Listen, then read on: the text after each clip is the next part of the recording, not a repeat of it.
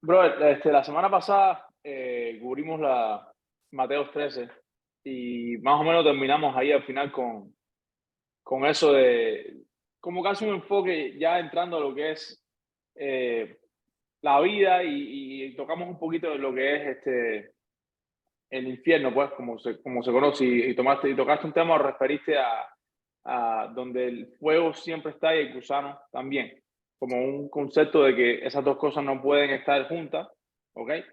Y había Ujú. una referencia al valle de Guiana, vamos a ponerlo aquí lo tenía, Sí, porque esa parte yo creo que hay que aclararla un poco. sí, pero para que no parezca que no estamos yendo del tema, que no estamos yendo de Génesis para, Ujú, para el infierno y que estamos cambiando de tema, recordemos que estamos tratando de mostrar primeramente desde el principio el cuadro completo de la escritura, o sea, el elefante completo, para poder entonces entrar en los detalles. Y en el cuadro completo, por eso es que ponemos el Edén como una plataforma de trabajo, porque ya habíamos quedado claro que Adán es barro en mano del alfarero, pero hay un final, hay un propósito que es obtener una esposa, pero para esa esposa hace falta un control de calidad, que lo que va a ser ujú, esposa y que lo que no es esposa.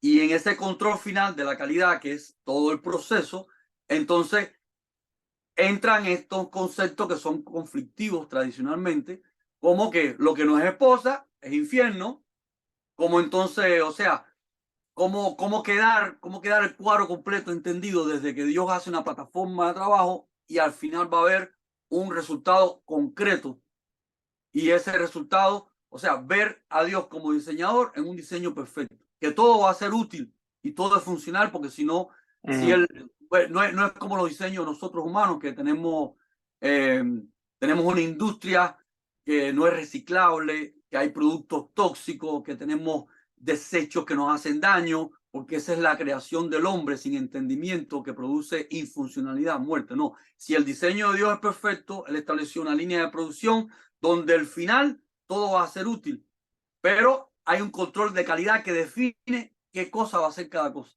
¿Qué es lo que va a ser la reina? ¿Qué es lo que va a ser la honrada? ¿Y qué es lo que va a hacer? Porque ella es un ejército, es un reino sacerdotal. Sacerdotal porque ya vimos que, que va a ser un servidor de Dios para reinar, pero reinar sobre quién. ¿Quiénes van a ser los de honra, los reyes, y quiénes van a ser los servidores? O sea, ¿dónde está en ese control de calidad? Donde el trigo va para, es el buen fruto, va para el almacén, es recolectado, pero la cizaña va a ser quemada. Y ahí entran todos estos conceptos que hay. Sabemos que hay muchas tradiciones, como sabemos el infierno y todas estas cosas. Entonces, eh, ujú. como estábamos usando las parábolas de Yeshua, de Jesús, había varios conceptos que están sobre la mesa que tienen que ser coherentes. Y primeramente, Daniel, en el libro de Daniel nos dice que van a ser levantados para honra y deshonra. En el libro de Daniel no se habla de quemados, ¿no? Porque el concepto de Ujú. quemados lo vemos cuando vemos un lago de fuego. Sí, Entonces, ¿cómo vamos a, o sea, porque dice la escritura del Salmo que la suma de la palabra es la verdad? O sea, no podemos poner la escritura en conflicto, porque como dice la misma escritura, para que la redundancia, que Dios nos ha hablado de distintas formas, de distintas maneras, porque como igual a la vez que cuando estamos describiendo un elefante, hay muchos elementos en esa descripción. O sea, las partes del elefante, el elefante como animal, el elefante en su entorno. Entonces, así mismo la escritura, porque esto es un proyecto de Dios, un proyecto que tiene muchas aristas, mucha complejidad, pero no puede haber incoherencia. O sea, Daniel primeramente claro. nos dice que van a ser levantados para honra y deshonra. O sea, hay una diferenciación. ¿Quiénes van a ser honrados y quiénes van a ser deshonrados? Estos mismos conceptos lo vamos en la carta de Pablo. Pablo dice que en un palacio hay vasijas de honra y vasijas de deshonra. Ujú, Y las dos son útiles, porque la deshonra es lo que es el centro del enfoque del palacio. Lo magnifiente, lo excelso. Y lo de deshonra es, tú sabes, la limpieza, los desechos, pero todo es útil, todo es funcional, como en el cuerpo de nosotros.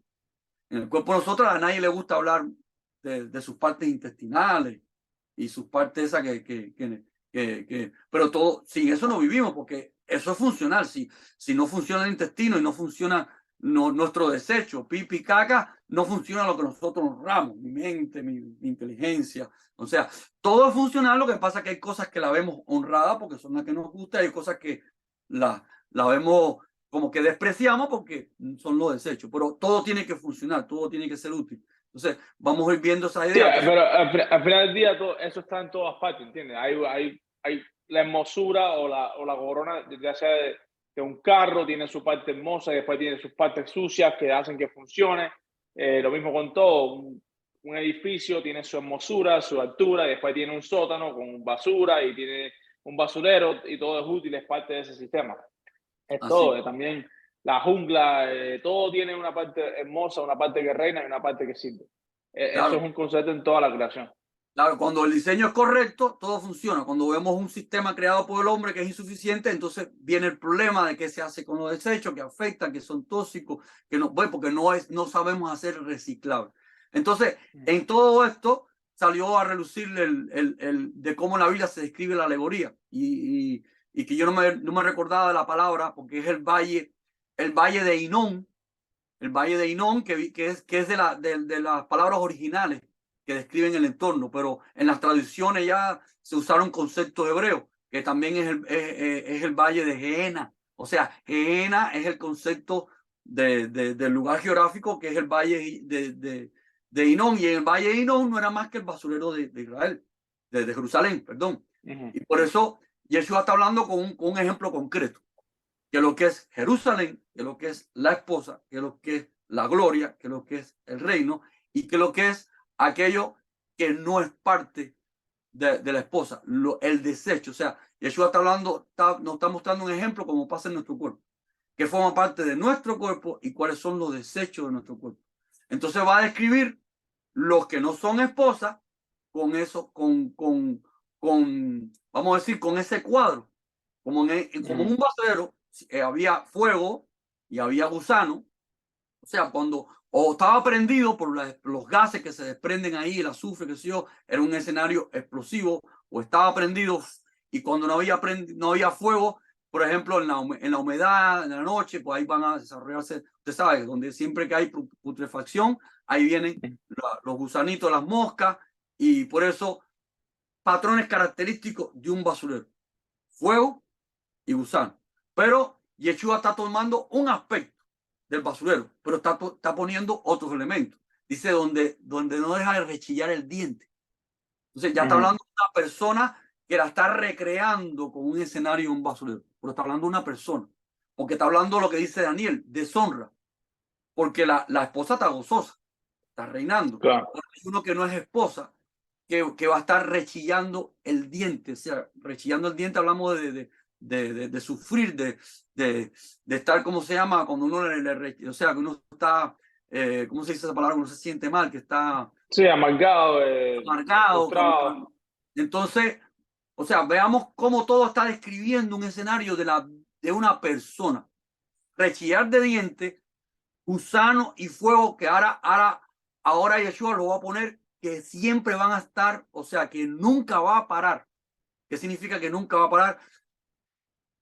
Son dos cosas que son conflictos, porque cuando o está el fuego o está el gusano, porque el gusano es de escenarios húmedos y Ujú. oscuros, y el fuego, donde hay fuego no puede haber gusano. Por ahí Yeshua está diciendo que va a estar permanente el rechillar de dientes, el fuego y el gusano, y todo eso tiene que ser congruente con lo que dice Daniel, vasija de deshonra, y con lo que dice Pablo. En un palacio hay algo que Ujú. es de deshonra, pero es útil. Cuando digo útil, porque también tiene que ser congruente, porque la Biblia dice que toda rodilla va a confesar que Yeshua es el Señor.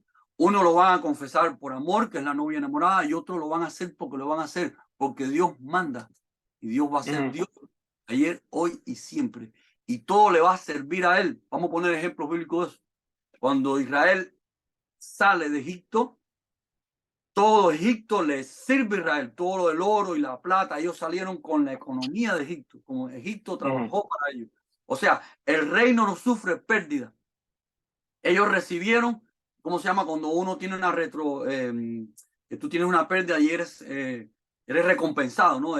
Por eso hay un concepto judicial para eso, que tú recibes una retribución. ¿Cómo es? Ayúdame ahí. Un botín, vaya, te llevas el botín.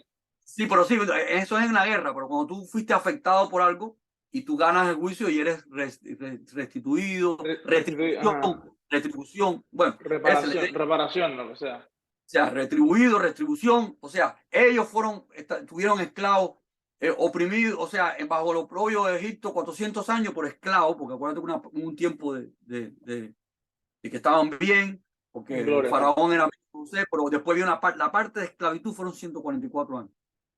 O sea, de esclavitud a esclavitud, por el 140. 400 años en toda la historia, en todo el proceso en Egipto. Estaban en Sí. Egipto, bajo la autoridad de Egipto, pero en opresión, en esclavitud, 144 años.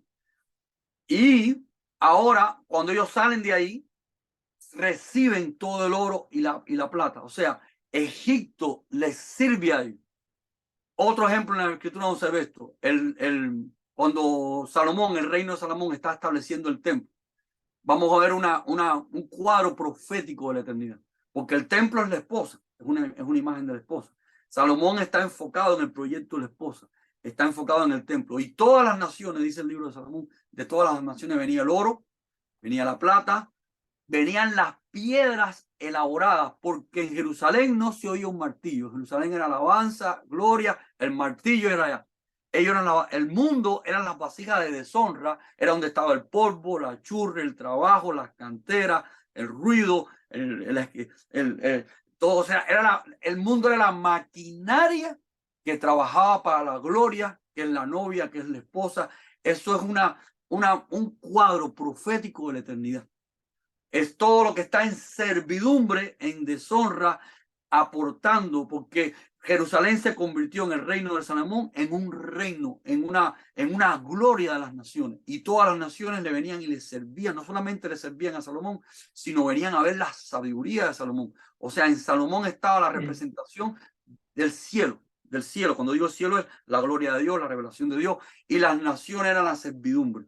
Esto es una representación profética de la eternidad. O sea, ¿dónde está la servidumbre y la deshonra? ¿Y dónde está la honra? Pero todo funciona, o sea, todo está en función de un proyecto, como en una pecera. Están los peces bonitos que a usted le gusta, los peces que son los que tú te motivas por la pecera porque va a adornar la casa, le va a dar gloria a la casa. Hay peces bellos, pero esos peces hacen pipí caca y hay un pez feo, horrible, que no te gusta, que está escondido en la tierra, que es el limpiapecera, que se come todo eso. Están todos los microorganismos en la tierra. Está la parte que a ti no te gusta la pecera, pero no se ve. Porque es lo que hace, o sea, es todo lo que fertiliza esa tierra para que esas plantitas de nuevo crezcan y los peces se la coman. Pero todo el reino de los cielos no sufre pérdida, porque Dios es un diseñador perfecto y todo le va a funcionar a él. Entonces, en esto entra el concepto del famoso lago de fuego. Concepto que siempre mirado desde la perspectiva tradicional. O sea, hemos tenido este problema de mirar la escritura con unos espejuelos, con una óptica preconcebida, y no vemos lo que está escrito. Entonces, por eso yo quiero esta vez, si podemos poner en pantalla ahí, Apocalipsis 20, dice 20 del 11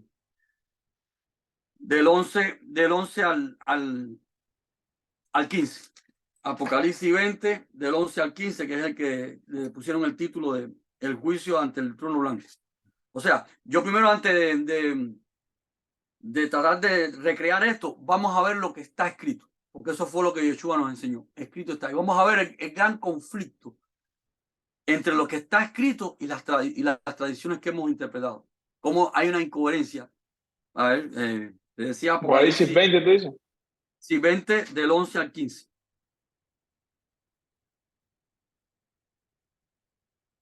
Apocalipsis 20 del 11 al 15. Ahí vamos a ver en el libro de Apocalipsis, ¿no? Vamos a ver que es el juicio del gran trono blanco, y vamos a ver que es donde Dios define, están ya levantándose los muertos, los grandes, los pequeños, y sí, ajá, sí, pero ajá, del 11 Busca ahí desde el 11 al 15.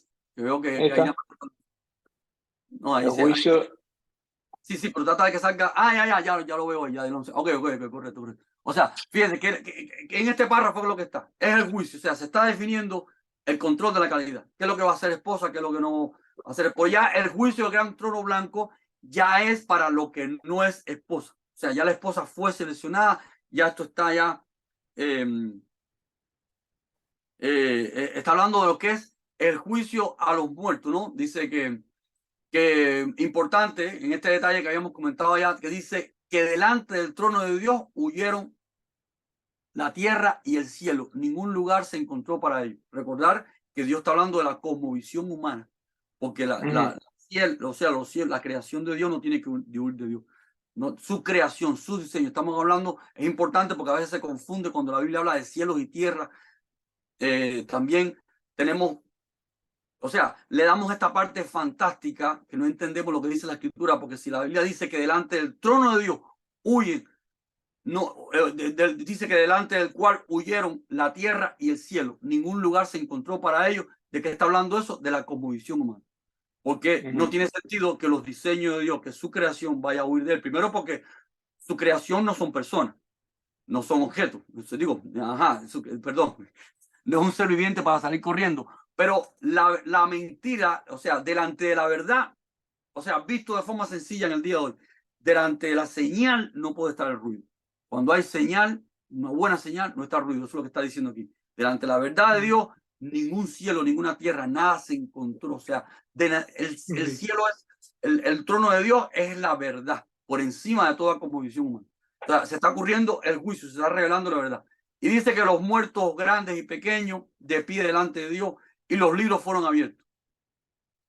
Y es el libro de la vida. ¿Cuál es el libro de la vida? Ya entendemos que es el propósito de la esposa, que es todo el proyecto. Está definiendo quién tiene la calidad, quién es trigo, quién es cizaña. Fueron juzgados los muertos por cosas que estaban escritas en los libros según sus obras. O sea, ¿qué lenguaje estamos viendo acá? Un lenguaje de un programador. O sea, todo está escrito en libros, todo está programado, todo se está llevando el conteo, se está llevando la info, todo está, nada se escapa. O sea, todo esto es un sistema que está bien, ¿cómo decir? Sí, Bien. es como un nivel de desarrollo de computadora, todo tiene Sí, sus fíjate que logs, los lo que logs está hablando. de. Ajá, está hablando de libros, que es lo que se llama libro, aquello que está escrito. Si todo está escrito, si todo fue programado, todo fue definido, todo está bajo concepto, porque es un diseño, es una plataforma de trabajo, es un proyecto con un propósito y ahora se está estableciendo, o sea, en el control de la calidad. ¿Qué se hace en el control de la calidad en la industria? Se establecen parámetros, se establece un juicio que cumple con este parámetro y que cumple o no con estos parámetros. Ahí están abiertos los libros, están abiertos los propósitos, los objetivos para definir cada producto para qué casilla va. Y está escrito, libros, o sea, el programa, el proyecto está escrito. Dice, según sus obras, porque cada cual va a ser juzgado por todo lo que ha hecho, todo está nada se escapa del programa, todo está ocurriendo en un programa. Entonces el mar entrega a sus muertos que habían en él, y el Hades entrega a los muertos que habían en ellos.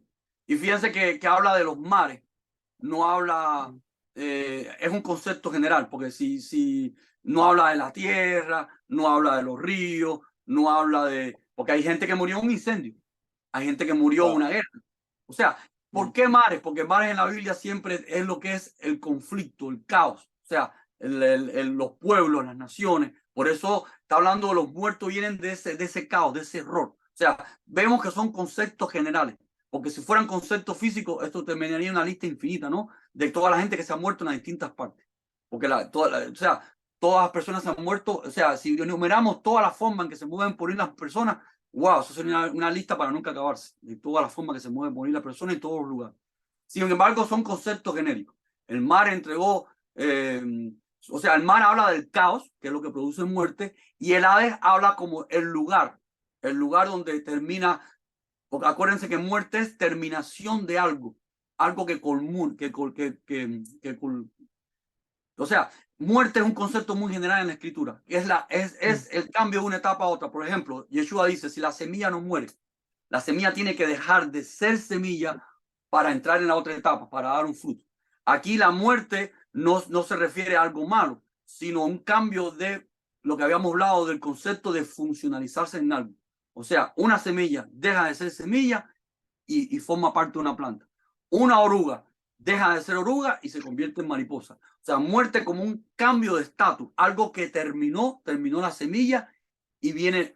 Por ahora acá la muerte está hablando de fracaso, de algo que fracasó, que dio, o sea, que fue infuncional. O sea, cuando algo deja de ser funcional y muerte como concepto de fracaso. Entonces, por eso el Hades, vamos a decir, si tomamos la parte de donde surge la palabra, nos vamos a meter en el mundo griego, en el inframundo, hay inclusive un dios que se llama Hades, pero vamos a agarrar el concepto bíblico.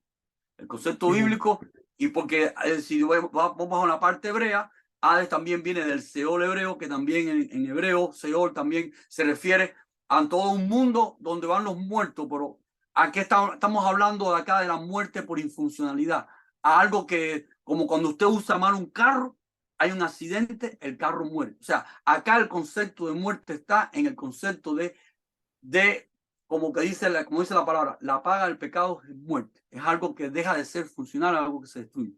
Pero fíjense que son conceptos genéricos. Sí. Entonces, Dios está hablando que el Hades, de forma muy general, todo donde están los muertos, entregan sus muertos y fueron juzgados según sus obras.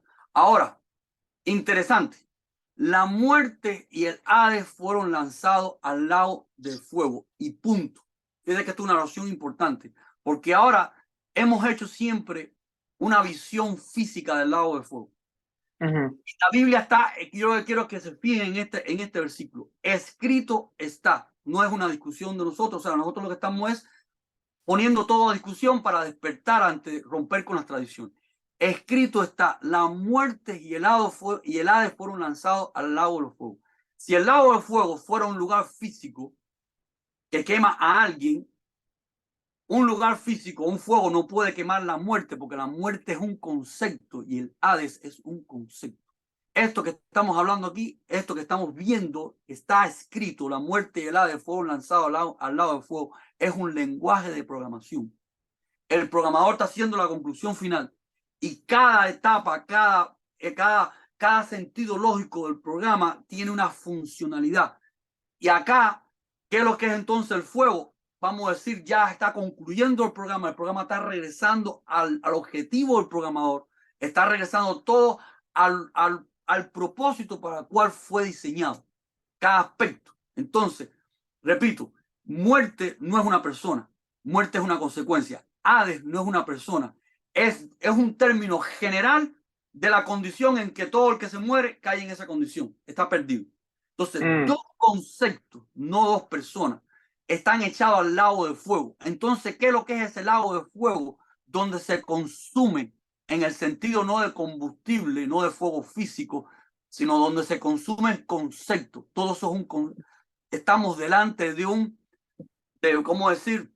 De una estructura de programación. O sea, ¿qué es lo que es una estructura de programación? Cuando usted establece un proyecto y etapas del proyecto, usted está diseñando como habíamos dicho, en la plataforma de trabajo, que lo que es un proyecto con un propósito. Y estamos viendo en este versículo una descripción funcional de todo el proyecto. O sea que cuando ya el proyecto llega a su fin, ya se obtiene la esposa, pero además de la esposa está lo que no era esposa, está la consecuencia de lo que no fue funcional, pero todo está regresando al mismo fuego. Entonces vamos a tratar de entender qué es lo que es ese fuego.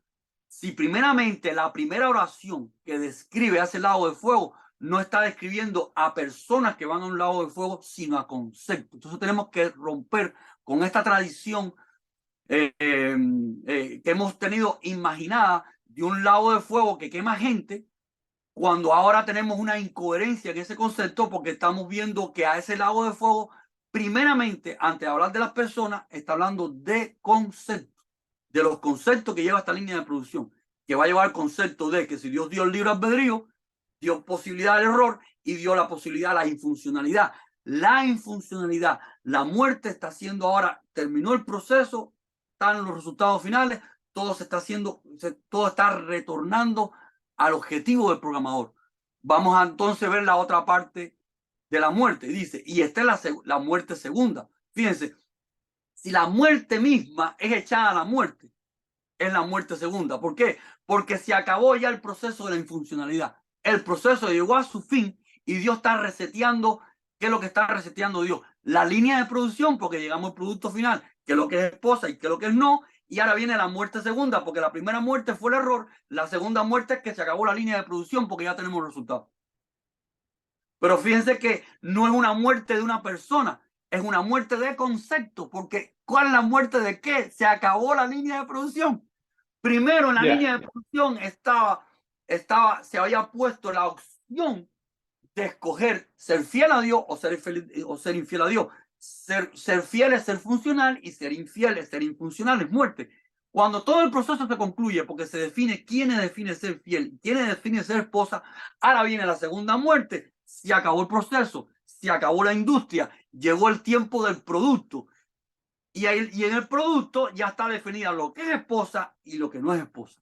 Pero entonces, ahora vamos a la parte donde sí entran personas, pero quiero que vean que está enfatizado y está escrito que lo primero que va al lago y lo primero que es segunda muerte son conceptos, porque es la terminación, la muerte de la línea de producción. Muerte no en el sentido de que se destruyó, sino que se concluyó la producción. Donde en una producción donde primero hubo una primera muerte que fue la infuncionalidad y ahora, obtenido el resultado, ya vamos a decir, la fábrica obtuvo el producto y ya no hace falta la fábrica.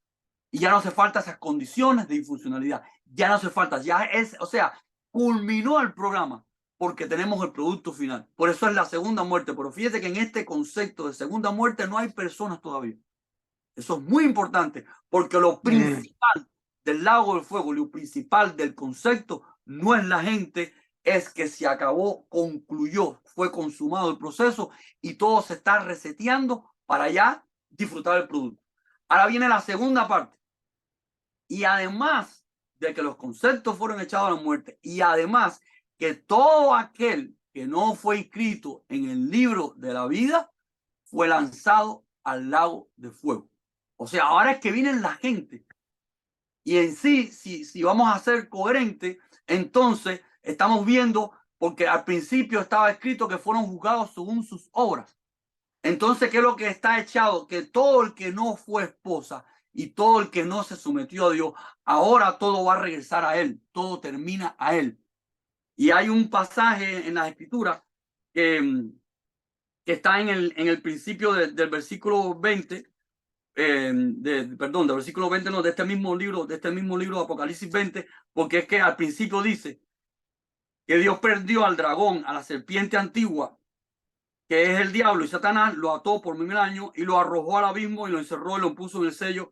Sí, por acá todavía no está lo de cuando fue arrojado. Ah, ya, acá, ya, en el Sí, 10. pero te En el refieres 10 al reino cuando sí, él es viene en el 10, es con en el anterior, espada. en el anterior, en el 10 dice, y el diablo y los que engañaban fueron echados en el lago de fuego y azufre, donde está la bestia y el falso profeta. O sea, habíamos empezado en el 11, perdón, habíamos empezado en el 10. O sea, en el 10 están los otros elementos que son echados al lago del fuego, que sí son personas, que es el diablo, a los que engañaban, fue echado al lago de fuego y azufre, donde estaba también la bestia y el falso profeta.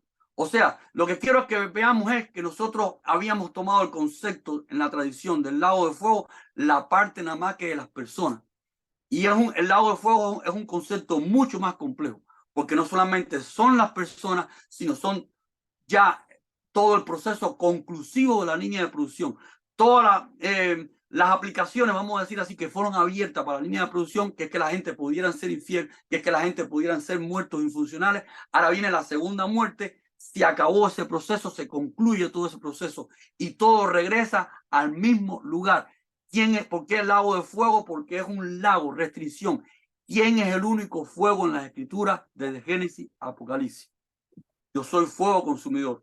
¿Cómo se reveló a Moisés? Moisés, La zarza ardiente. ¿Cómo fue que sacó a Egipto a su pueblo? Con la columna columna de de fuego. fuego. Siempre. ¿Y cómo es el segundo juicio? ¿Cómo es el bautismo de fuego? el bautismo de fuego, porque somos pasados por el fuego, pero ahora es el fuego de su amor, porque es la novia que entra en el fuego del amor con el esposo. O sea, lo que quiero que vean acá es que si convertimos, o sea, si dejamos la imagen tradicional de un lago de fuego físico, hay una incoherencia con los versículos que acabamos de ver los conceptos que entran acá. O sea, lo que estamos delante de un lenguaje de programación, porque lo que Dios está llevando al final conclusivo es que todo regresa al propósito del programa. Lo que va a ser esposa va a ser la vasija de honra y lo que no va a ser esposa van a ser la vasija de deshonra. Y se va a acabar la muerte, la primera muerte que es la infuncionalidad, porque ahora viene la segunda muerte que es el ya no. ¿Qué es lo que es la segunda muerte? Ya no va a haber más más infuncionalidad.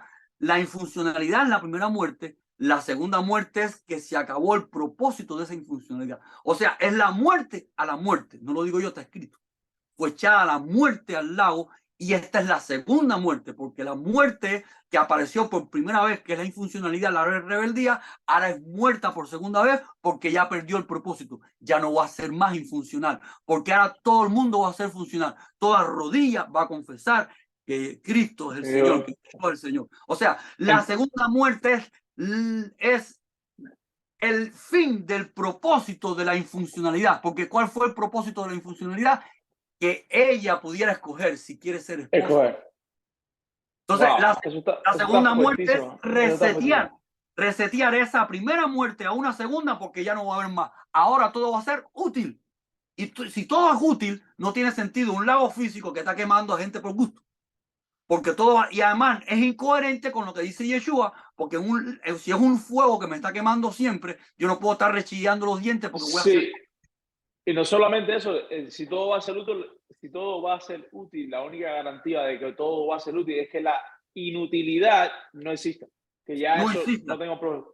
Entonces, eso es la única garantía, porque mientras que haya vida en la muerte, o sea, mientras que la muerte, ser inútil, sea una opción, no puedes garantizar de que todo va a ser útil. ¿Y cómo va a ser todo útil? Una segunda muerte, porque hay que ponerle muerte a la primera. La primera es la infuncionalidad y yo le pongo fin a la infuncionalidad. Segunda muerte.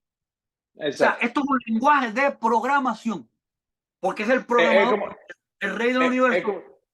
Sí. En la parte del programa, es un algoritmo de computadora. Tú tienes lo que se llama, como analogía, pues, ¿no? Boolean, que es si esto, haz esto, si lo otro, haz lo otro. Pero cuando hay un programa fijo es haz esto. Esta es la función. Entonces ya no hay opción. El programa va a hacer lo que tiene que hacer porque no tiene opción. O sea, no hay una posibilidad de que escoja hacer otra cosa basada en cualquier tipo de variante, ¿entiendes? Entonces, si tú le pones un pin a la opción, o sea, ser inútil o ser útil, si matas uno, solamente queda una sola opción, que es que todo el mundo se va a rodear, todo el mundo va a ser útil, todo el mundo va a tener el mismo propósito y ese es el reino. No, wow, eso está fuertísimo. Entonces, fíjate, muchas doctrinas han pensado que el lago de fuego es simplemente quemar a la gente, matarla y ya. Porque se habla de una segunda muerte, pero no se había visto que el versículo de la segunda muerte está asociado con respecto a la primera. No está asociado a que la gente se va a morir, sino está asociado a que la segunda muerte le da muerte a la infuncionalidad, porque a partir de ahora todo va a ser funcional, porque ya no hay muerte. No, y está explicado ahí, justo ahí me digo. Y la muerte justo, y o sea, lo que quiero es que vean que está escrito. Escrito está que todas las teologías que hemos tenido hemos pecado en fantasía, en imágenes preconcebidas. Yo no estoy hablando pecado contra Dios, no, sino en pecado de error de entendimiento. O sea, como cuando Pablo, Dios lo confrontó no porque era un pecador. Dios dijo, estás en contra mía, es porque estaba confundido, porque Dios no confronta. Si Pablo no fuera fiel, Dios no lo confronta. Dios a los soberbios, no, o sea, le endurece el corazón. Entonces, Pablo está hablando con su siervo fiel y lo está confrontando por su error de entendimiento. Estamos hablando de ese tipo de pecado, de error de entendimiento. Sí, porque, es que dice, al que el ama corrige. O sea, en toda la historia hemos tratado de ser fiel lo que hemos entendido, por favor. Esto es un proceso de aprendizaje. Y estamos tratando de hacer un conflicto con lo que está escrito. Que el término de segunda muerte se refiere a poner por final la funcionalidad que tuvo, o sea, Fíjense qué contradicción. La infuncionalidad la funcionalidad de la infuncionalidad. Sí, Dios regala la infuncionalidad con la función, con el propósito de que Adán terrenal pueda escoger si quiere ser fiel o si no quiere ser fiel. Y la no fidelidad trae infuncionalidad, pero una vez terminada la producción, se le da muerte a ese proyecto porque ya está el producto final. Segunda muerte es que ya la primera no va a funcionar más. ¿Qué significa esto? Que la eternidad es funcional en todo. Y Pablo lo dijo en su carta.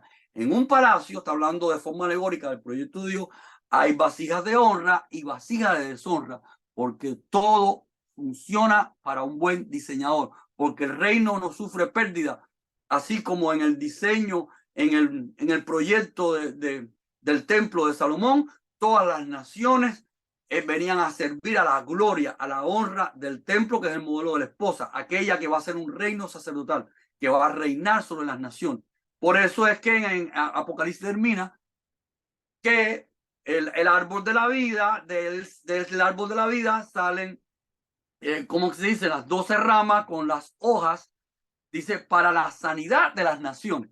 ¿Cómo va a salir para la sanidad de las naciones si estaban quemándose en un lado? Vemos aquí el conflicto, ¿no? Cuando termina la Nueva Jerusalén, dice que en su centro está el árbol de la vida y ahí si encuentro aquí el versículo, dice, dice, sí, o sea, dice que en el centro de la ciudad, en medio de la calle de la ciudad, a uno, al otro lado estaba el árbol de la vida que produce 12 frutos, dando cada mes su fruto, y las hojas del árbol son para la sanidad de las naciones. Entonces, si el árbol está en el centro de la ciudad, está en el centro, es el centro de la vida de la esposa, y del árbol salen hojas para darle sanidad a algo que no es la esposa, que son las naciones. ¿Qué significa eso? Ella reina, ella hace que todo lo demás tenga vitalidad, porque la vida depende de ella, que es el cuerpo del rey. Mira, vamos, ve esta parte de aquí, es lo que está diciendo interesantísimo, porque si lo lees primero acá abajo, en 14, y después vas regresando un poco, estás viendo aquí que sigue respaldando eso. Bueno, tienes que entender el 14 para después regresar y después darle sentido a lo que se dijo antes, ¿no? Porque aquí dicen el 6, bienaventurado y santo el que tiene parte en la primera resurrección, la segunda Márcalo, muerte. márcalo en gris si puede ver ahí. Ajá, ok. Dice, bienaventurado y santo el que tiene parte de la primera resurrección. La segunda muerte no tiene potestad sobre esto, sino que serán sacerdotes de Dios y de Cristo, reinarán con él 1000 años. Ahí está. O sea, la segunda muerte va a resetear la infuncionalidad. Pero los fieles, los santos significa que se apartaron para ser su esposa, para ser útiles delante de él. Ahora todo lo demás, si va a ser funcionable, es a través de la reina, a través de la esposa, porque es el cuerpo a través del cual Dios reina en las naciones. Por eso en la Nueva Jerusalén está el árbol es un tipo del reino de Dios, es él, es la palabra, es Machía. Y de ahí, en ese cuerpo que vamos a decir, la reina es el cuerpo de Dios, se convierte en la plataforma de gobierno del universo. De ahí salen las hojas para las naciones, para que aquello funcione. Pero las naciones no tienen vida por sí mismas, sino ahora son, por eso en un palacio, la vida del palacio la establece el rey, la honra, la gloria. Todo lo demás, las vasijas de deshonra están en función de ese servicio. Claro. Fíjense qué conflicto, qué contradicción teníamos en esa imagen de un horno ardiente. Si era un horno ardiente quemando gente, ¿cómo entonces el árbol de la vida iba a salir de la esposa hojas para la sanidad de aquellas naciones que están ardiendo? Y entonces, ¿dónde está dónde está que toda la eternidad es funcional? Es algo, ve, la segunda muerte es que se acaba la infuncionalidad, porque Dios va a reinar sobre todas las cosas y toda rodilla va a confesar que Yeshua es el Señor. Lo que pasa es que hay dos grupos, cizaña y trigo. El trigo es su novia amada, su amada, su gloria, son la niña de sus ojos, y todo lo demás es servidumbre. Por eso servidumbre, donde va a rechillar el diente, donde el gusano y el fuego no va a parar. Entonces, ¿qué es lo que es el gusano y el fuego? Lo que va a estar en el corazón de aquellas naciones que van a ser servidumbre, que van a ser vasijas de deshonra, porque no son honradas, porque no están en la... ¿Quién es la esposa? La nueva Jerusalén. Las hojas para sanidad, o sea, la vida sale de la reina del ministerio sacerdotal. Ella es el cuerpo de Dios. Ella es el punto de partida sobre el cual Dios reina en el universo. Y todo lo demás son servidumbre. No estamos dejando afuera el ministerio angelical fiel que va a ser, pero ellos van a ser siervos en el gozo. Claro. Ellos van a ser siervos directamente en el gozo y la gloria de la esposa. O sea, los fieles van a estar siempre en la gloria. Todo lo que va a estar en la servidumbre en el sentido de deshonra. Sí, porque servidumbre en el sentido correcto es gloria. O sea, porque eso es lo que se llama un cuerpo sacerdotal. La esposa es un reino sacerdotal. Reino sacerdotal es una servidumbre perfecta, en armonía. Ella es el cuerpo, por eso se llama reino sacerdotal. Sacerdotal significa servicio. Ahora, servidumbre como deshonra es aquellos que están sometidos. Porque ella es un cuerpo sacerdotal por amor. Él es, como dice el libro de Cantares, él es el amor de su vida. Pero acá estamos hablando de servidumbre por imposición, o sea, por deshonra, porque es como tenemos un siervo esclavo, o sea, como estábamos hablando de Egipto, que ahora le va a entregar el oro y la plata y los tesoros a aquel pueblo que es el que reina, el que sale para la libertad, sale para la libertad, pero sale honrado. ¿Y quién es el que le sirve? Las naciones, o sea, Egipto, representación de las naciones, le da el oro y la plata y ellos salen oro y plata que después usado en el tabernáculo para alabar a Dios. O sea, el oro y la plata de Egipto es lo que se usa después en el templo para la gloria y la alabanza, porque fueron las ofrendas después para el tabernáculo y alabar a Dios. O sea, que al final todo termina en funcionalidad, en alabar a Dios. Todo lo que sale de Egipto va a terminar en funcionalidad. Pero ahora que estamos en el tema podemos expandir un poquitico más, porque hay una cosa curiosa que estoy pensando aquí en el sentido del orden en que están listadas las cosas, ¿entiendes? Porque está hablando de una resolución primaria, después una resolución secundaria, después está como un punto, ¿sabes?, trascendiente en el cual se acaba la funcionalidad y después de ahí ahora sí, todo el mundo. Pues entonces habla que primero, como en el principio dijimos, que la muerte, el Hades, no sé qué más, va todo eso, y después el hombre que no se haya escrito la vida, pero también está un reino milenial, que es el reino a fuerza. Es como que hay una oportunidad de que la primera resurrección todo el mundo va a estar en esa oportunidad de estar verdaderamente en la verdad, arrepentirse, pues, ¿no? Claro, Tener claro. y después, si en ese tiempo no te arrepientes, no es funcional, ahora sí es que se apaga la producción, ahora sí se decidió todo, y el que no está en el libro de la vida, ahora sí va para ser vasija de deshonra, porque hay un orden, si te das cuenta, te lo está poniendo en un orden, ¿no? Como que hay una resurrección primaria, se da oportunidad, este reino milenial, que es ahora estás viendo las cosas, después se apaga eso, se apaga la funcionalidad, y, o sea, viene a reinar Satanás, ¿no? A engañar a la gente, ahora sí. Sí, por eso el reino milenial está en el capítulo 20, que es cuando Yeshua regresa como rey y viene siendo la última oportunidad para las naciones, porque Dios viene a establecer un testimonio público, visible de su reino perfecto. Por eso es que entonces Satanás es escondido por un tiempo, ¿no es? Dice que baja un ángel con una llave del abismo y una gran cadena y prendió al dragón y la serpiente antigua, que es el diablo y Satanás, lo ató por 1000 años. O sea, van a quitar a Satanás un momento para que toda la humanidad tenga un testimonio de lo que es el rey, quién es Dios y su reino perfecto. Es la última oportunidad de la humanidad. Pero a pesar de que Dios va a reinar y todo va a ser perfecto, porque está reinando él y está quitado el Satanás y todo su... Dice que prendió al dragón, la serpiente antigua, y lo ató por 1000 años, lo arrojó al abismo. O sea, ya ahora no están, las naciones están bajo influencia, están bajo un testimonio, no hay justificación, porque todo el mundo ha visto al rey perfecto. Pero eso no es suficiente al que no se quiere convertir. Y esto lo podemos ver, ocurrió también cuando Dios saca a su pueblo de Egipto, que muchos de Egipto reconocieron que era Dios y salieron con Israel.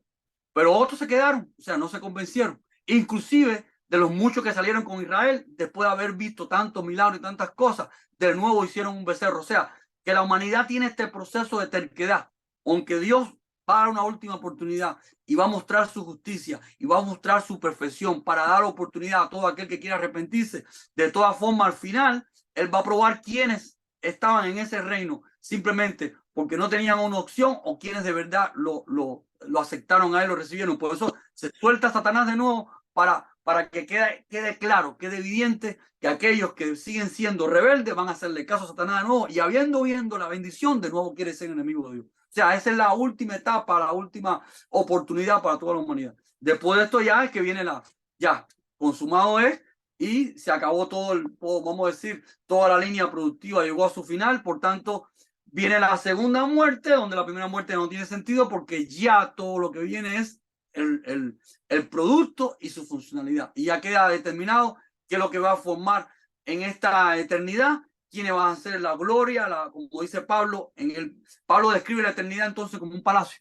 ¿Ve? En ese palacio, en esa eternidad, quiénes van a ser la vasija de honra y quiénes van a ser la del sur. Ok.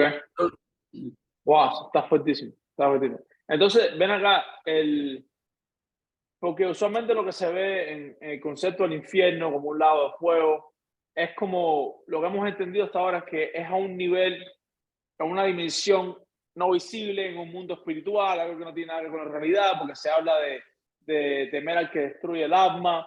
Entonces, el entendimiento que hemos tenido hasta ahora no es como una relación que va a pasar en el mundo físico, sino de que vamos a trascender a esta cuarta dimensión donde la guerra de las galaxias existe y entonces, tú sabes, es un lugar donde no se entiende con la física, sino que tienes que entenderlo en el espíritu, porque se habla que es tu alma la que va a ser destruida. O sea, conceptos que no son, o sea, conceptos abstractos que no son físicos ni visibles, ¿entiendes? Entonces, Claro, esa es la cosa donde tú estás poniendo el argumento de que todo lo que se está entendiendo aquí es una alegoría en el cual te están explicando algo que va a pasar en un mundo físico, pero si tú lo pones de una forma de entendimiento en el cual ya no va a haber funcionalidad, queda entendido. Pero el concepto del infierno siempre ha sido interpretado como una cosa en una dimensión otra, pero una dimensión espiritual. fíjate, hablando de alegoría, hay un lenguaje alegórico, pero hay un lenguaje literal, porque escrito está, van a estar echados conceptos al infierno. O sea, hay una alegoría porque son conceptos complejos, pero es una alegoría en un formato literal. Escrito está, al infierno van a estar echados, el infierno, o sea, al infierno que ya entendemos que es el lago, porque es que el infierno es un concepto griego, no es el concepto bíblico. Fue la palabra que se usó, pero el concepto es el lago del fuego, es el horno, como dice Yeshua, el horno. El horno, el fuego consumidor que es Él, porque en Él termina todo. O sea, Él le está dando la segunda muerte a la primera. O sea, ya entendimos, está acabando con la infuncionalidad. Ya esto parió el objetivo. O sea, el propósito que se tenía ya no tiene sentido más la infuncionalidad. Ya se definió quién es esposa y quién no es esposa. Viene la segunda muerte, que es darle fin a la primera, que es la infuncionalidad. Esa segunda muerte no es el concepto de la gente, y está escrito literal, y en esta literalidad no hay alegoría. La alegoría está en las palabras de la descripción, o sea, en los términos de infierno. Pero si yo digo que solamente se puede interpretar por el espíritu, que es la parte que la teología ha abierto una puerta a la subjetividad. Claro que tiene que ser por el espíritu, pero lo que es sujeto al espíritu tiene que ser sujeto a las escrituras. Entonces hemos tenido una interpretación que le llamamos espiritual, que no tiene un respaldo espiritual, porque no hemos leído lo que está escrito. Y está escrito prácticamente literal, en un lenguaje de programador. Segunda muerte para destruir la infuncionalidad, para crear ahora una eternidad funcional, donde el rey reina y por siempre y para siempre, porque si él es un rey, nada o sea, si él es un rey, en todo triunfa. Si él es un rey, todo le sirve. Si no, no es un rey eterno. Si no, él no es Dios. Simplemente tuvo que tener en cuenta en su diseño un fracaso y algo que no va a servir. Eso es un absurdo. Eso no sirve. Entonces, toda No, interpretación espiritual tiene que someterse a la escritura, y no solamente a la escritura, porque la escritura también es manipulable porque es letra. Tiene que someterse al espíritu de la escritura, que cuando vemos el espíritu de la escritura tenemos que poner la enseñanza de Yeshua. Entonces, esta interpretación va en contra de la enseñanza de Yeshua, porque Yeshua está diciendo que eternamente va a haber gusano y fuego, que son dos cosas contradictorias, y rechillar de los dientes. Y Yeshua está diciendo, Yeshua se está conectando con Daniel, y Daniel está diciendo que es vasija levantada para deshonra y honra. Entonces, o sea, si es una interpretación espiritual, tiene que ser congruente con la escritura, con la enseñanza de Yeshua y con la manifestación espiritual de la creación, porque todas las cosas hechas, que es el ingrediente que hemos sacado de la interpretación bíblica, que como, o sea, ya habíamos dicho en otras ocasiones, lo único que tenemos inconmovible delante de nosotros son las cosas hechas. Dios es inconmovible, pero no lo vemos, y es sujeto a nuestra interpretación. Él no, nosotros, nuestra interpretación. El Espíritu es inconmovible, pero mi interpretación del Espíritu es subjetiva. Lo único que no tenemos subjetivo delante es la creación. Y al sacar este ingrediente de la interpretación bíblica, abrimos las puertas a la subjetividad de las 100.000 interpretaciones que tenemos en la Escritura. Porque toda interpretación tiene que ser pasada por todos los testimonios de la palabra. ¿Cuáles son los testimonios de la palabra? Porque la palabra es su espíritu, es él. La escritura, Palabra escrita.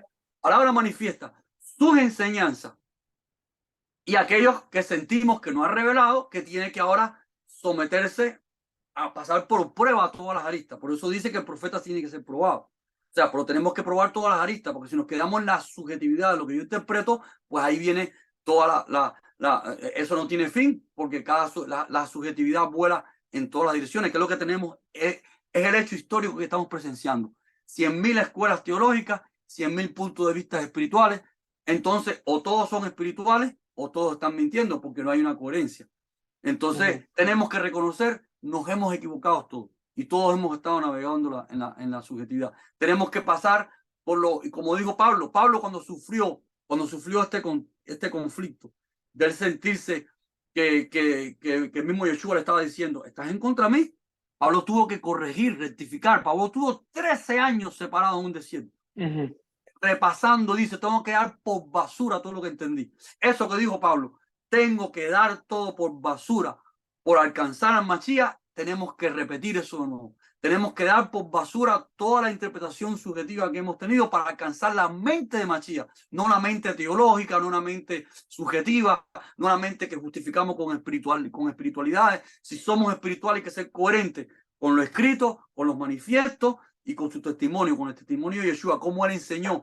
Y su enseñanza las hemos cementado, las hemos puesto benditas, buenas, pero no hemos entendido que en su enseñanza también está la metodología correcta de interpretar todo el cuerpo alegórico de la escritura. Simplemente hemos puesto la enseñanza de Yeshua como un libro más, como un capítulo más, como una bendición eterna, porque él es Dios, está hablando Dios, pero no hemos entendido que él nos está diciendo cómo leer las escrituras, cómo entenderla. Él no está dando, él no está dando el elefante, el cuadro completo de Génesis a Apocalipsis.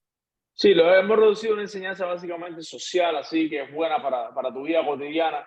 Pero ¿cuál es la palabra? Donde él te da el mensaje en la forma lógica, forma más básica para explicar algo que puede ser usada en cualquier tipo de interpretación. ¿Cuál es la palabra esa?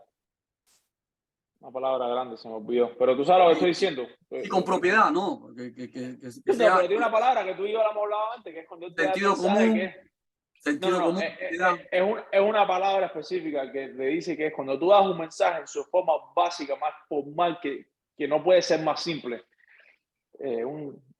No sé si es esotérico, algo así, un axioma, no sé qué cosa. Axiomático. Sí, así es hablando en un lenguaje lógico formal. O sea, toda la escritura lleva un sistema lógico formal que nosotros no hemos respetado. Hemos metido el sujeto. Pero la palabra es algo así. No, eso sale después. Axiomático, fíjate eso. Pero bueno, ya es cuando tú ves la cosa, no es que lo tienes que ver a un nivel, sino cuando tú lo pones y lo aplicas, en cualquier tipo de interpretación va a tener sentido. Social, para interpretar. Y por eso dice el Salmo que la suma de tu palabra es verdad. Y en muchos aspectos lo hemos dicho, lo hemos hecho, pero siempre hemos tenido una segmentación y sobre todo nuestras imágenes preconcebidas de leer la escritura. Recordemos que el mandamiento dice no te hagas imagen ni del cielo ni de la tierra. Y hemos hecho teología en línea de pensamiento que tienen imágenes preconcebidas. como esta imagen del infierno ya, del libro de Dante, del fuego quemando a la gente. Y entonces vemos todas estas incoherencias o sea, de todos los aspectos que hemos puesto sobre la mesa. O sea, no, No, es una... incoherencia en todas partes. Y eso es una cosa que un ateo usa en su argumento, que porque tú crees en la Biblia está llena de contradicciones, está llena de... Porque la cosa es llegar al punto lógico, entender las cosas con esos filtros, ¿no? Lo que está escrito, lo que está en el ¿cómo se dice? La palabra enseñada, que es Mashiach, y después la creación. Porque si no, si te das cuenta también en el libro de Lucas, en la historia de Rico y Lázaro, hay una contradicción, porque ahí dice en el 23, ¿no? Lucas 16:23 dice, y el Hades alzó sus ojos estando en tormento y vio de lejos a Abraham y a Lázaro en su seno. ¿Cómo es que un concepto de un Hades levanta sus ojos y cómo es que un Hades, que es un lugar Sí, que un supuestamente lugar, un físico, concepto, va a mirar. cómo es que va a estar mirando y está en tormento? ¿Cómo es? Pero fíjate que eso está escrito en un lenguaje lógico formal de información. O Ujú. sea, nosotros, la contradicción no está en la escritura, está en nuestra interpretación, o sea, de nosotros volar con la fantasía y no mirar, no tomar el cuerpo de toda la escritura, ¿no? O sea, la mente. Por eso, fíjate, repito, lo que dijo Pablo tenemos que aplicarlo hoy. Pablo dijo, doy por basura todo por alcanzar el Mashiach. Tenemos que sentarnos en esta silla y decir, vamos a verlo todo por basura. Vamos a sacar nuestra humanidad, nuestra fantasía, nuestro enfoque. Porque si yo quiero alcanzar su mente, tengo que pensar en su mente. Porque desde que yo piense, desde mi posición ya estoy en una imaginación. Yo tengo que someter la mía a él. Entonces, fíjate qué interesante lo que acabaste de decir. El Hades vio. Eso es un sistema lógico formal de programación. Te lo voy a mostrar. Por ejemplo, tú llegas a tu casa y ves la casa desordenada. La casa te dice que está desordenada. En un sistema de información, tú que tienes inteligencia, tú eres capaz de leer en la casa una información de desorden. Y en la casa, de cierta forma, te está diciendo como el sistema, porque tú eres capaz de leer esa. O sea, nosotros decimos, la Biblia dice, la Biblia habla, lo que dice la Escritura. Es que la Biblia no es una persona, no habla, pero informáticamente sí, porque si yo soy capaz de leerla, o sea, yo como objeto, o sea, eso es lo que se llama en un sistema de información el remitente y el destinatario. O sea, cuando existe Ujú. información, cuando hay capacidad de lectura. Por eso todo el mundo dice, y las escrituras hablan, es como libros eso no habla, pero hablan en el sentido de que yo que la leo, yo recibo, como cuando tú llegas a tu casa, tú haces una lectura. Pasa que nosotros a veces reducimos el concepto de lectura a un libro, pero nosotros tenemos concepto de lectura en todo. El carro me dice que está roto, porque yo veo que me da un ruido. Él no habla, pero yo estoy viendo, yo estoy haciendo una lectura y desde mi enfoque, el carro me está ilustrando, me está diciendo que hay una rotura, estoy viendo un problema. Y eso es hablando en un lenguaje de información, porque nosotros leemos las cosas, porque somos un sistema inteligente, y las cosas como objeto, como fuente de información nos hablan, no que son seres vivientes, sino es que eso es un lenguaje de información. Por eso lo hemos usado siempre, porque hemos dicho que la Biblia habla, que las escrituras, lo que dicen las escrituras, lo que no, lo hemos reducido a las escrituras y no hemos entendido que son conceptos genéricos. Por eso la Biblia dice, la sangre de Abel clama juicio.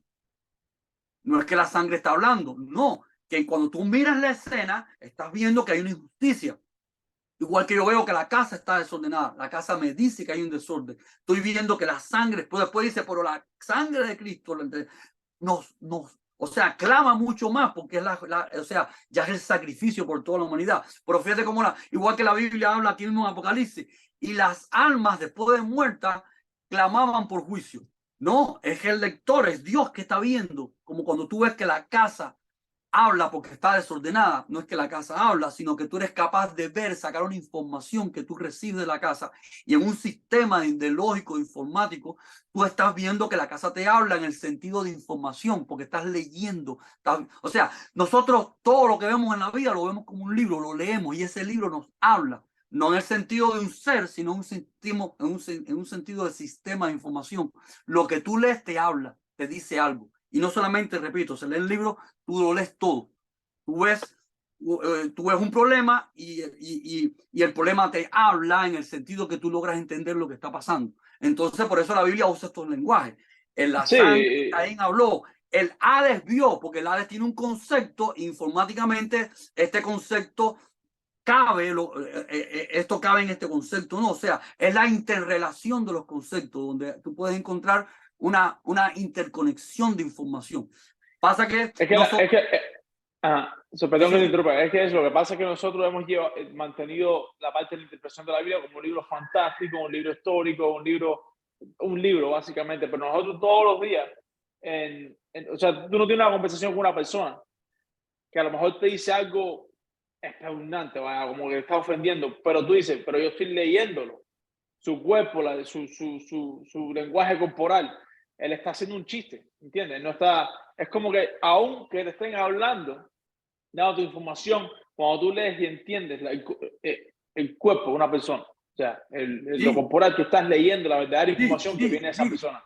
Cuando No tú te digo, dices, oye, te voy a dar un trompón, y tú dices, coño, mi amigo me va a dar un abrazo. Entonces tú estás leyendo la verdadera porque estás captando la información que porque viene de ese hay una repetente. expresión corporal, por eso es que hablamos, por ejemplo, tú puedes decir, ese animal es cómico, y te ríes con lo que hace el animal, y tú recibes un mensaje de comicidad del animal, y el animal te está hablando, o sea, estamos hablando de que tú, igual que tú ves que la casa te dice que está desordenada, el carro te dice que está roto, porque siempre estamos haciendo lectura de la realidad, porque nosotros somos un remitente de toda información que leemos.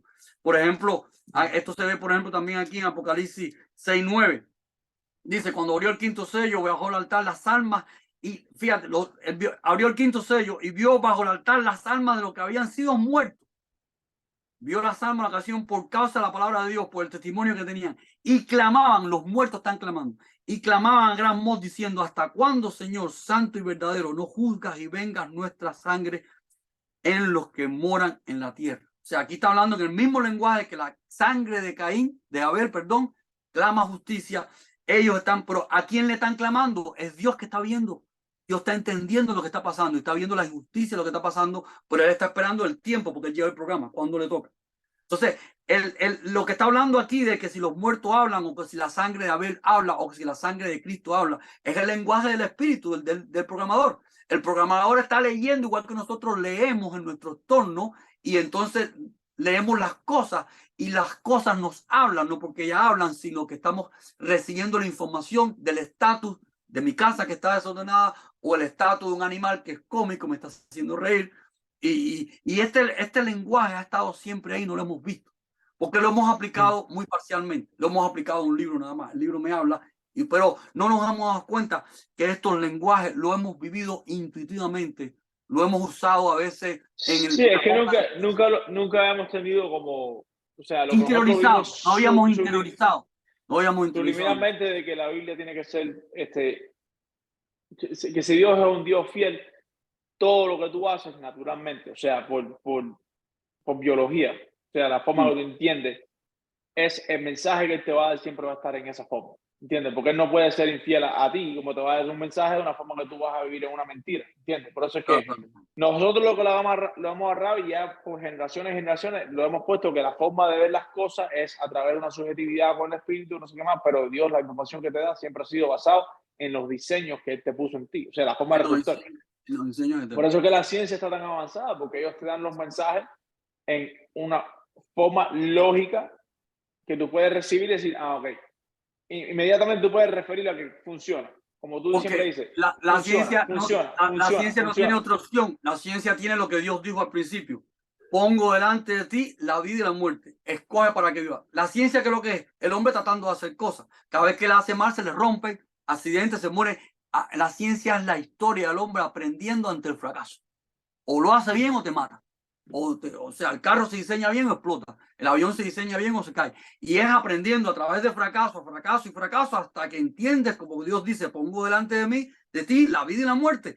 Escoge la vida. O sea, el hombre está interactuando, lo dice el libro romano, adora la creación, los principios de la creación, pero esa es la ciencia aplicada. Por eso la ciencia aplicada tiene tanto impacto, porque esa ciencia tiene que someterse. Si no se somete a la verdad, no funciona.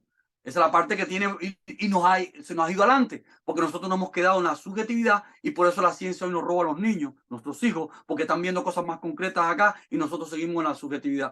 Y por ejemplo, esto mismo que decimos nosotros, que lo que dicen las escrituras, sí, pero lo que dicen las escrituras está sujeto a nuestra lectura, Por eso, si yo soy judío, yo voy a ver una lectura y la escritura me va a decir una cosa. Pero si yo soy cristiano, yo voy a hacer una lectura y la escritura me va a decir otra cosa. Pero si yo soy testigo de Jehová, o si yo soy bautista del séptimo día, o si yo soy ateo, voy a leer esto como una cosa curiosa y fantástica. Porque la Biblia me va a decir lo que yo leo.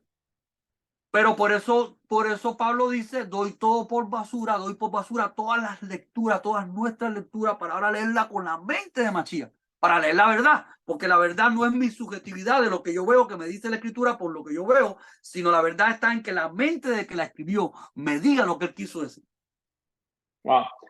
No, sí, y la cosa de la subjetividad es que es mucho más fuerte que aún la ciencia, porque hoy en día especialmente estamos viviendo un tiempo bueno de tener muchas referencias para poder entender lo que estamos leyendo, pero también estamos viviendo unos tiempos súper locos en Estados Unidos, porque la subjetividad está tan por encima de la ciencia que la ciencia te dice en biológica, oh, es un hombre, una mujer, es un cromosoma XY, es la diferencia. Entonces, nada, no me importa, esa ciencia no me Porque importa. ahora Es que viene, ahora soy un perro. es que como la ciencia ha tomado tanta autoridad porque es práctica en la ciencia aplicable, ahora se usan los términos científicos para meter mentiras con fuerza. O sea, ahora el lenguaje que se está usando, ahora no, ya hace desde que la ciencia empezó a tomar fuerza, eso ha venido tomando cada vez mayor. O sea, es para como la gente ya confía que el que hace el avión es verdad, el que hace el carro es verdad, el que hace el pronóstico del ciclón es verdad. Entonces el tema científico, como ya todo el mundo confía, todo el mundo dice, eso está probado científicamente, es la jerga científica, es el lenguaje que más se está usando para engañar. Y para decirte, no, mira, la Tierra es plana porque el investigador tal y el físico tal, y por acá y por allá, entonces es plana, o espérate, que sí, yo puedo ser homosexual porque yo tengo los genes acá. O sea, el lenguaje científico, como tiene tanta autoridad con la ciencia aplicada, por eso usted confía en la ciencia nada más cuando, como dice Yeshua, por las cosas hechas, por los frutos los conoceréis. Si el avión vuela, usted confía en ese ingeniero. Pero en nada que no sea visible, práctico, que tenga un resultado concreto, la ciencia es el ministerio más poderoso, más satánico para mentir, porque ya como tiene autoridad que hace las cosas, están usando términos científicos para decirte el absurdo, como que la Tierra es plana o cualquier cosa absurda, que va en contra de lo mismo que ya está probado. O sea, Sí. tanto con todas estas cosas ahora conspirativistas, ¿no? ¿Cómo se dice? Conspirativas, ¿no? Conspirativas, usan el doctor científico tal, y términos científicos, y como es imposible hoy en día tener toda la información, y entonces te metieron una antena adentro, una nanopartícula, usan, o sea, la terminología científica, así sea usada en la mentira, en el disparate absurdo más grande que sea, la gente como está yendo una guerra científica, eso es verdad, entonces, tengo una nanotecnología metida, sí, porque lo dijo el doctor tal, porque entonces usan personajes, lo dijo tal doctor, lo dijo tal médico, usan una descripción químico-física, las palabritas clásicas son energía, campo, qué sé yo. Entonces hay que tener mucho cuidado porque las mayores mentiras y manipulación se están haciendo ahora con el lenguaje científico, porque es un lenguaje que ya tiene un respeto, ya tiene una autoridad, pero póngalo por prueba, nada más que crea la ciencia como No, la hace. pero la única razón por la que tiene esa autoridad y esa eficiencia o es que es efectivo es porque ese es el diseño de cómo se recibe la información basado en que nosotros somos. O sea, si Dios te dice, pruébame, es porque en todo tu diseño estás tú diseñado para probar las cosas y puedes decir, para hacer juicio, esto es cierto, esto no es cierto. Entonces, ¿cómo Él te va a dar esos principios de juicio en qué es lo que es bonito, qué es lo que no es bonito? Y no te va a dar la información de esa forma. Es como un Dios infiel, ¿entiendes? Porque te va a hacer de una forma y luego te va a dar la información que Él quiere que tú conozcas en un método fantástico, subjetivo. Eso no puede ser, ¿entiendes? Entonces, Entonces, es como si él te dice, ama a tu hermano como a ti mismo. No es como que eso es lo bueno que hacer, es que en el diseño que nosotros somos, obviamente cuando alguien te ama, tú te sientes bien, las cosas progresan. En el diseño de todo está hecho que si vivimos en armonía, vamos a progresar, vamos a estar, dice, nadie ha visto a Dios, pero si se ama uno a los otros, simplemente ahí está Dios, ¿entiendes? Porque así fuimos creados. No simplemente que es bueno porque ese fue el diseño. Entonces, es una cosa, precisamente, básicamente. precisamente la escritura da testimonio de que les dio, porque en la escritura están las bases del creador. ¿Cuál ha sido el problema con la escritura? Nosotros, que hemos agarrado sus bases, su escritura, y le hemos inyectado la subjetividad. Ahí está el problema. El ruido es nosotros. Por eso escrito está, no te hagas imagen ni el cielo ni la tierra. Entonces tenemos que reconocer como Pablo, dar todo por basura y empezar a entender. No quiere decir que no usemos herramientas académicas, son muy buenas. Y herramientas de la letra, herramientas exegéticas, hermenéuticas, pero el centro de la interpretación tiene que ser buscar interpretar las cosas a través de su mente, de su espíritu, correcto. Pero como ya una vez que estamos buscando su mente, su espíritu, tenemos que pasarlo por prueba constantemente.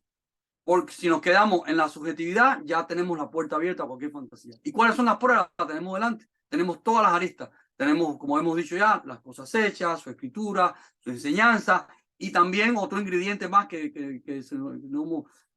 la línea profética de toda la escritura. O sea, Yeshua, su enseñanza, lo que está escrito, la creación, el propósito y toda la línea profética. Todo eso tiene que ser coherente.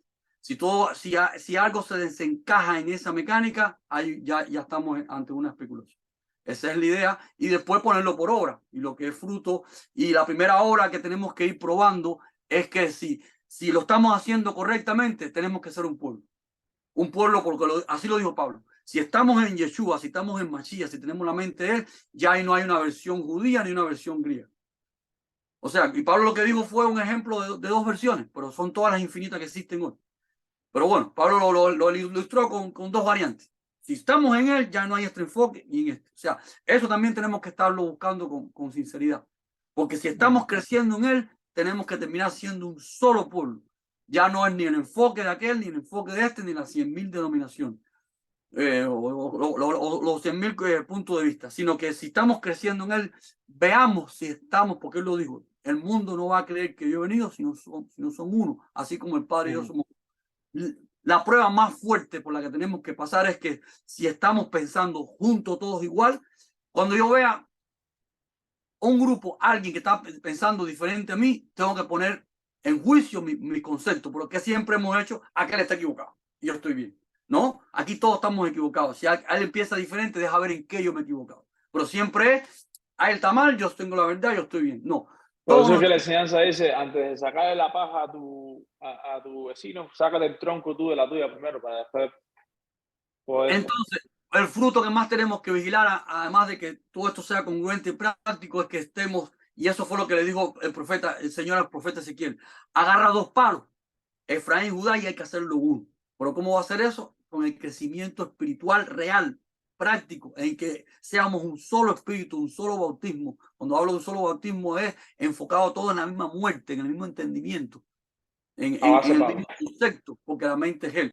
Entonces, cuando eso ocurra, es que está ocurriendo la restauración de todas las cosas, y entonces es que va a venir por su esposa, porque vamos a hacer esa nación, Israel, el pueblo según como está escrito. Por eso Yeshua dijo, si creen en mí como está escrito, no como lo dice tal escuela, más como está escrito, congruente como está en la escritura. Entonces, ese tiene que ser el mayor fruto, que todos seamos uno y todos pensemos uno, pero no con esta línea de pensamiento ni aquella, sino con la mente de Mashiach. Por eso tenemos que dar por basura todo lo que hemos puesto en nuestra parte, todo lo que hemos entendido en nuestra manera, y entrar en ese proceso de todos juntos crecer. Como cada vez que un profeta en la escritura declaraba un pecado, él no decía, aquel está pecando y está pecando. Padre, perdona que hemos pecado. El profeta se ponía en la brecha. Hemos pecado. El profeta siempre decía, se ponía, o sea, se identificaba, el pueblo, nosotros, hemos pecado delante de Dios. Ya ves que el tiempo ahí se nos ha ido. Salir de la subjetividad, man.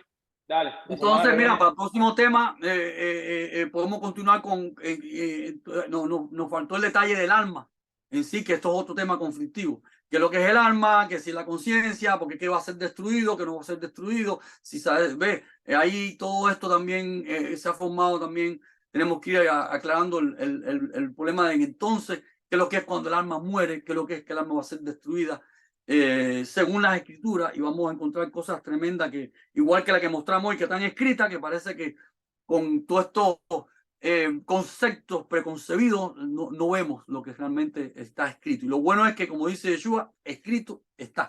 O sea, como dice Romano, no hay justificación. A través de las cosas hechas se hace evidente la verdad y escrito está. Esos dos ingredientes son dos testigos que nos están haciendo juicio constantemente a todas las escuelas y todas las interpretaciones. Escrito está y a través de las cosas hechas. Ahí está. Eso tiene que ser la congruencia perfecta. Y salir de la subjetividad. Ok, man, dale. Entonces, hasta el próximo tema. Gracias. Ahí estamos. Bye.